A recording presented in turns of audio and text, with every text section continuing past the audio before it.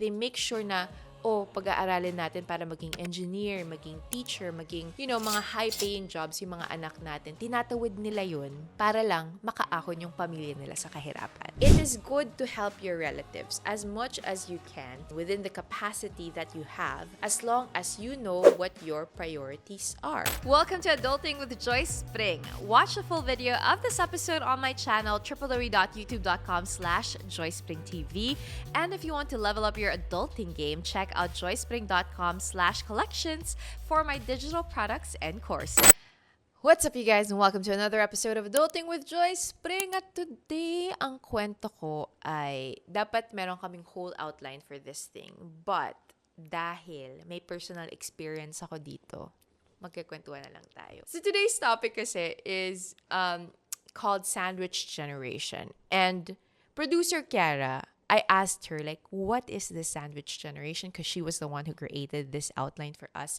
I had no idea that there was a term for it. So apparently, ano to, Kiara?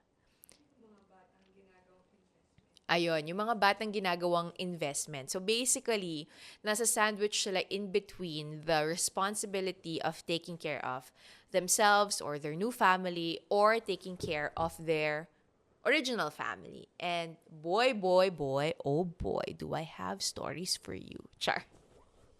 Ano ba yan? Sabi ni Lord, wag mo i-bash yung family mo. Napuwing tuloy ako. Sama yun sa podcast.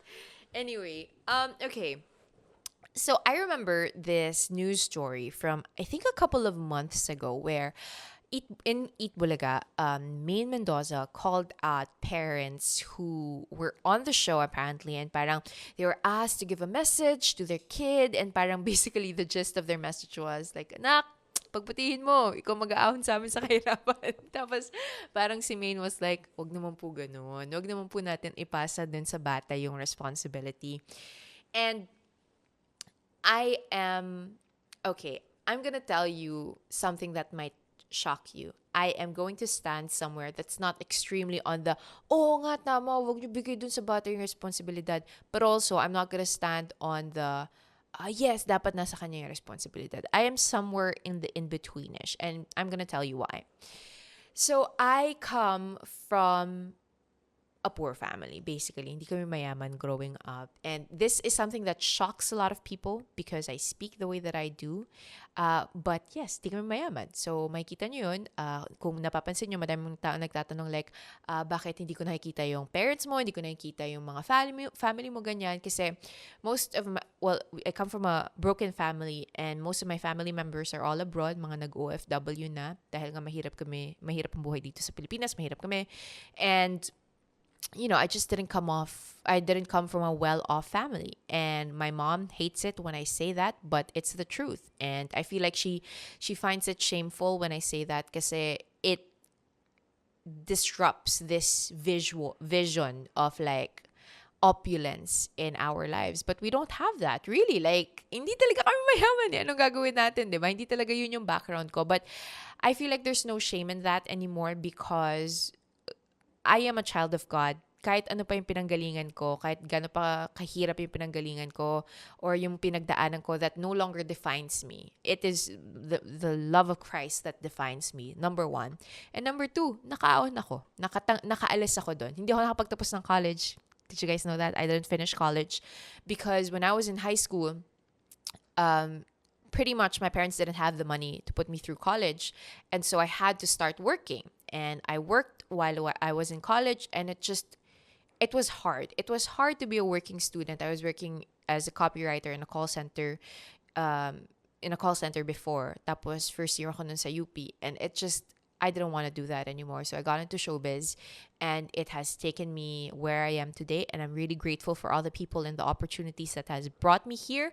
But that's the quick background that I have. And so you can just imagine how I have stepped into the role of being a breadwinner for my family, for a lot of people in my family, for a really long time, and how that all changed when I got married and when I had my own family. So I want to start by prefacing this and saying that I think what the mom was saying in that Eat Bulaga clip was wrong. Number one, in the sense that, tama si Maine, you shouldn't put the responsibility of getting out of, being poor to one child. If anything, that should be a shared responsibility for everyone in the family. And how do we do that? Yung sinasabi ni Maine na mabata pa po kayo, madami pa kayo mararating. Tama yun. You shouldn't ask the kid to be like, oh, dapat ikaw yung magtataguyod sa amin sa kahirapan. But it should be a work together in the family. But here's something that I feel like a lot of privileged people don't understand. When parents from poor families say that, it's not because inaasahan nila yung bata, but because nagtatrabaho sila sa current job nila na never silang yayaman dun sa current job na yun dahil yun lang yung kaya nung pinag-aralan nila or ng skill set nila at pinapag-aral nila like lang, let's say, engineering yung bata.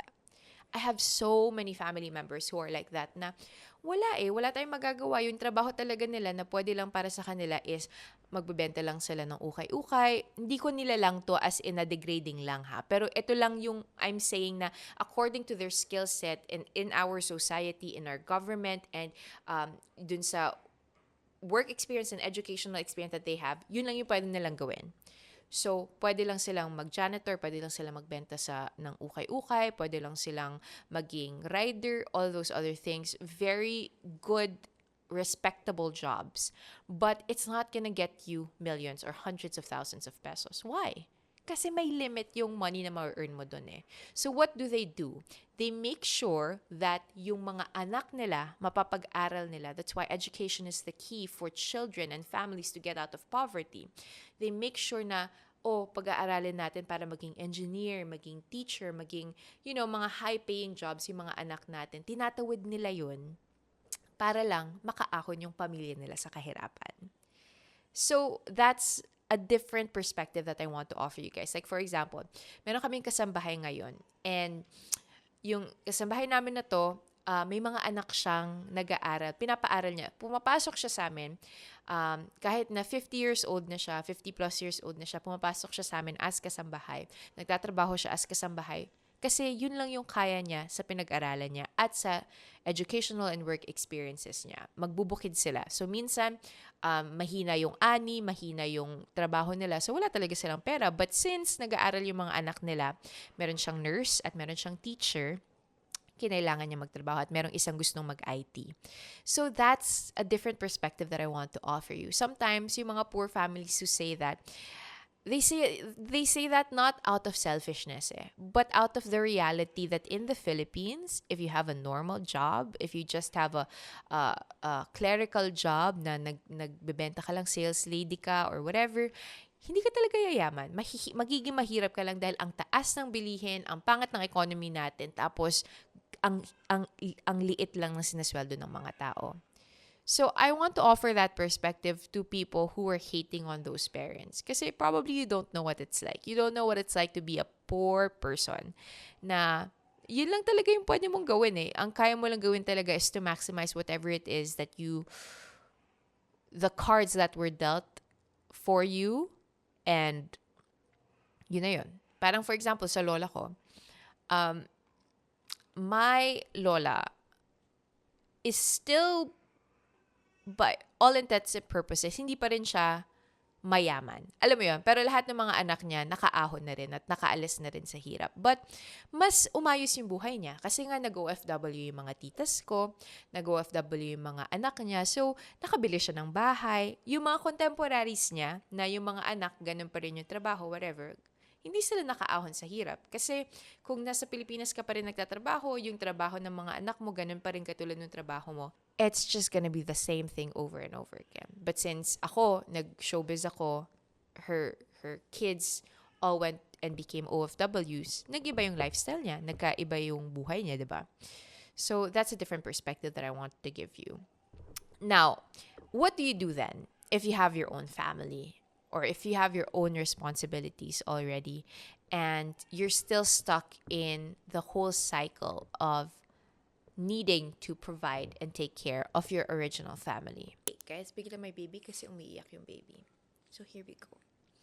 So, how do we do this? How do you deal with this dilemma now that I've given you that perspective, right? Like, it's not utterly evil, but it's also not the most ethical thing to ask your family member to give you that kind of help. So, if you're in the in betweenish, like I have been, here are some of the things that I'd want you to consider. The first thing is, when you have your own family na, you have to remember what's on the Bible. What's in the Bible which says to leave and to cleave. So, ang design ng Lord talaga, kapag nagkaroon ka na ng sarili mong pamilya, dapat sila na yung priority mo, hindi na yung original family mo. And does that mean na hindi mo na talaga tutulungan yung former family mo, yung original family mo? No. But if it supersedes the well-being of your own family, of your family that you're building with your wife or with your husband, then mali na yun. Dun ka na magkakaroon ng problema and complication. So, it is good to help your relatives as much as you can, as best as you can, within the capacity that you have, as long as you know what your priorities are. So, what is your priority? Let's say you're a 20-something-year-old, and this is what I was doing when I was 20-something, and, I was working, and at the same time, I was providing for my original family. Ang lagi kong iniisip nun, okay lang na makatulong ako sa family ko at ibigay ko lahat ng needs nila, magpaaral ako ng mga pamangkin ko, and bigyan ko ng allowance yung mga tao sa paligid ko, bigyan ko ng pera, ganyan, as long as ang priority ko pa rin, majority ng pera ko napupunta sa pag-iipon at pag-i-invest for my own. So I was helping them so much. I was helping my family so much. And I was spending so much of my money and my hard-earned money on taking care of them, bringing them to trips and things like that. But my number one priority was still being able to save up for myself and invest in businesses, in travel, and doing the things that I needed to do. And I know that that may not be the case for a lot of people na kaya mong gawin lahat yon. So you have to choose what's your priority. And honestly, I'm gonna give you the hard answer. You have to prioritize your well-being first. And kailangan din nilang malaman na hindi ka pwedeng maging ATM machine sa kanila. Kasi it's not loving to enable your family so much that they don't build the skill set anymore to fish for their own. Do you get what I'm saying? Like, you think you're helping them by giving them money every month or every week. But, paano sila matututo na magtipid, na, alam mo yun, magtrabaho on their own if lagi mo lang silang binibigyan ng pera? And I've experienced that, na parang naaabuso na ako or talagang humihingi na lang ng pera, hindi na nagtatrabaho kasi alam naman nilang makakahingi sila ng pera sa akin. So, I'm not saying it's a bad thing to ask for money or to ask for help when you need it, but make sure that you know what your priorities are.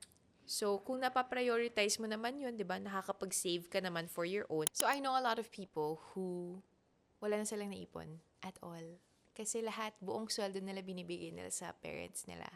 Buong sweldo nila binibigay nila sa family nila. So, para sa akin, kung gusto mong gawin yun, gusto mong tulungan yung family mo, at kailangan ng tulong ng family mo, gawin mo yun. Pero make sure na pinaprioritize mo muna yung sarili mo, yung savings mo, at yung current family mo. Because yun yung priority mo talaga. So number 2, learn to set the boundaries. So what does boundaries look like? It's good to help as much as you can, and if you want to, you should help. It's the right thing to do. When somebody needs your help and you have the capacity to help someone, you should definitely go and do that. But you have to set boundaries. So for me, what did that look like? Instead of giving money to people anytime they needed it or asked for it, nagsiset ako ng budget every month dun sa amount of money that I can give them. Kino-consider ko na siya na parang part ng tithes ko. Na hindi ko siya iniisip na babalik, hindi ko siya iniisip na magiging pag nanghiram sila ng pera, ibabalik pa nila or magiging mabait sila sa akin, whatever. Meron ako nakaset na budget na every week, ito yung ibibigay ko dito sa taong to or sa group ng tao na to. Kahit na hindi sila humingi, meron na akong naka-budget for them na ganon. And kung wala talaga sa budget ko, yung hinihiram nila, sasabihin ko talaga, sorry, wala talaga sa budget ko. Kahit nasabihan niyo ako ng madamot ako or whatever, hindi po ganun. Hindi po ako ATM machine, ganyan. Kasi naging ganun at some point yung experience ko. And I'm not saying this is just my family, just people in general in my life. So make sure that, hindi ka maging ATM sa mga tao sa paligid mo and nakapasok lang sa budget mo per month yung iaabot mo sa mga tao. And I want to give you this perspective.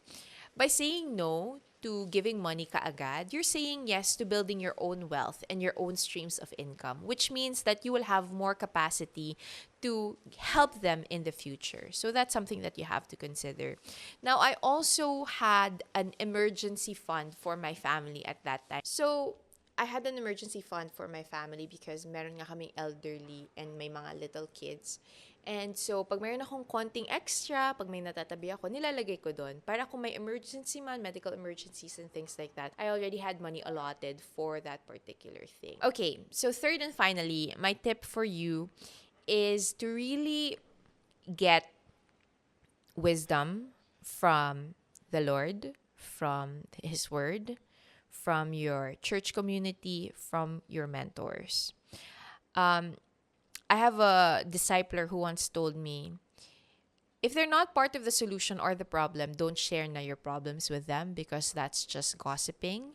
So share your problems and your concerns with people who will be able to help you make a decision and help you solve the problem that you have. So that may look like, a discipler or a mentor that will tell you, hey, maybe you should stop doing that. Maybe I remember I had a mentor, and when I was looking to buy properties when I was 23, that was the time that I bought my first property. Ang iniisip ko was, I'm going to buy a house for my family, for like my original family, ganyan. And this mentor of mine said, alam mo, you're gonna get older and you're gonna have your own family, and you might have a hard time having them leave the house. So, do you want to buy them a house? Because that means binibigay mo sa kanila yung bahay na yon at yung investment na yon. Or do you want to buy yourself a house? Because if that's the case, then don't buy a house for them. And so that's why I bought the condo in Rockwell, because dapat bibili ako ng townhouse na doon ko dadalhin yung mga tao na yon and aalagaan ko sila, ganyan-ganyan. And this mentor of mine reminded me that, hey, you're gonna have your own life soon, ha? And you have to start acting like that instead of building your life around your original family, because you're eventually going to have a life of your own. And so it's good to have those kinds of people in your life who will really guide you and help you make better decisions, especially with these complicated situations. And of course, there is wisdom in the Bible that can be applied even to something like financial contribution and help for the family that we have. The concept of leave and cleave, generosity, being helpful, being loving, being stern, and setting those firm boundaries. They are all still very much biblical. So you can read up on that and really figure it out through prayer and reading your Bible. So that will be my advice for you. Now, when you're married, it's a whole different conversation. And I'd love to have Wancho here on the show to discuss that, because it's something that we are practicing and learning about in our own families. But in the meantime, that's it. I think that's it. Okay na yun, no? Sige, hopefully that was helpful to you guys. Again, I said all these things without judgment to anybody, without judgment to my family or anybody who asked help from me. I'm not saying these cuentos or these things because I'm an especially generous person. No, I'm not. I'm just trying to be the best. I'm just trying to use my treasures that God has given me and be a good steward and to really just honor Him in the way that I spend my money also, and the way that I make financial decisions. And I'm still learning. There are a lot of things that I still need to learn, but these are some of the things that I've learned along the way, and I hope that you guys enjoyed it as well. So I'll see you on the next one. If you have any questions, follow-up questions, or comments that you'd like to share with us, don't forget to use the hashtag adulting with Joyce Pring. And there. Paalam. That's it for this episode of Adulting with Joyce Pring. If you liked this podcast, please don't forget to use the hashtag Adulting with Joyce Pring and also check out www.joycepring.com for the show notes and tag me on social media with you know it at Joyce Pring. I'll talk to you guys again soon. Paalam!